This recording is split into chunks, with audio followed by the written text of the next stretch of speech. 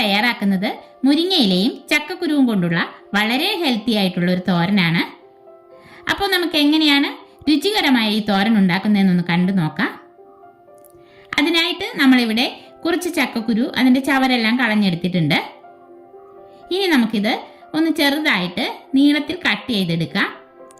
Cut ചെയ്തെടുത്ത ചക്കക്കുരു നന്നായി കഴുകി നമ്മളൊരു പാത്രത്തിലേക്കിട്ട് ഇതിനാവശ്യമായ വെള്ളവും ഉപ്പും ചേർത്ത് അല്പം മഞ്ഞൾപ്പൊടി കൂടി ഇട്ട ശേഷം ഒന്ന് വേവിച്ചെടുക്കുന്നുണ്ട്.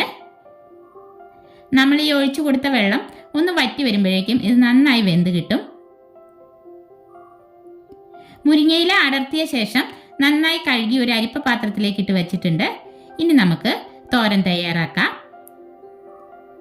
ഇതിലേക്കായിട്ട് ഒരു 10-12 ചുമന്നുള്ളിയും അത്ര തന്നെ വെളുത്തുള്ളിയും പിന്നെ എരിവിന് ആവശ്യമായ വറ്റൽ മുളകും കൂടി എടുത്ത് ഒന്ന് ചതച്ചെടുക്കാം.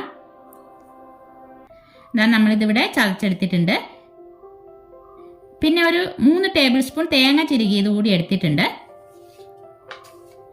നമ്മൾ എടുക്കുന്ന മുരിങ്ങയിലയുടെ അളവ് നോക്കിയിട്ട് തേങ്ങ എത്രത്തോളം വേണമോ അത്രയും ചേർത്താൽ മതിയാകും.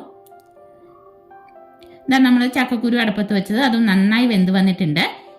ഇനി നമുക്കൊരു പാൻ അടുപ്പത്ത് വെച്ച് ചൂടായി വരുമ്പോൾ 2-3 ടേബിൾ സ്പൂൺ വെളിച്ചെണ്ണ ഒഴിച്ചു കൊടുക്കാം.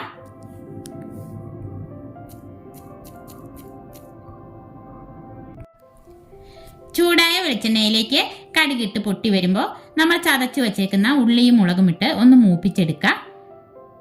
2 തണ്ട് വേപ്പില ഒന്ന് ചെറുതായിട്ട് മുറിച്ചിട്ട് കൊടുക്കുന്നുണ്ട്. മുളകിന് ആവശ്യമായ ഒരു നുള്ളു ഉപ്പ് ചേർക്കാം.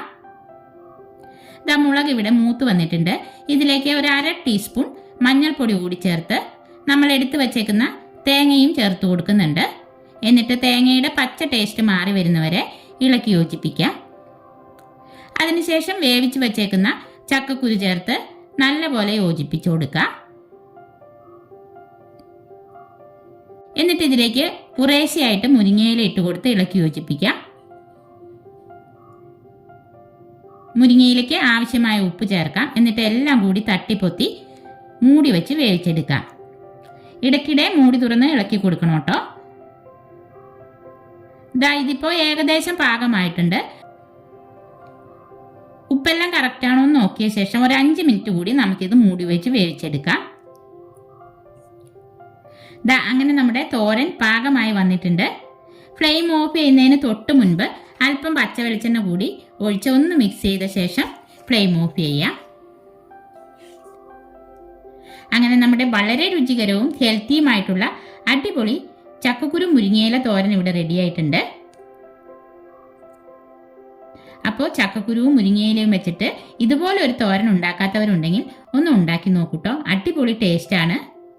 അപ്പോൾ ഇന്നത്തെ നമ്മുടെ ഈ തോരൻ്റെ വീഡിയോ എല്ലാവർക്കും ഇഷ്ടപ്പെട്ടെങ്കിൽ ലൈക്ക് ചെയ്യാനും ഷെയർ ചെയ്യാനും സബ്സ്ക്രൈബ് ചെയ്യാനും മറക്കല്ലേ. അടുത്ത വീഡിയോയിൽ നമുക്ക് വീണ്ടും കാണാം.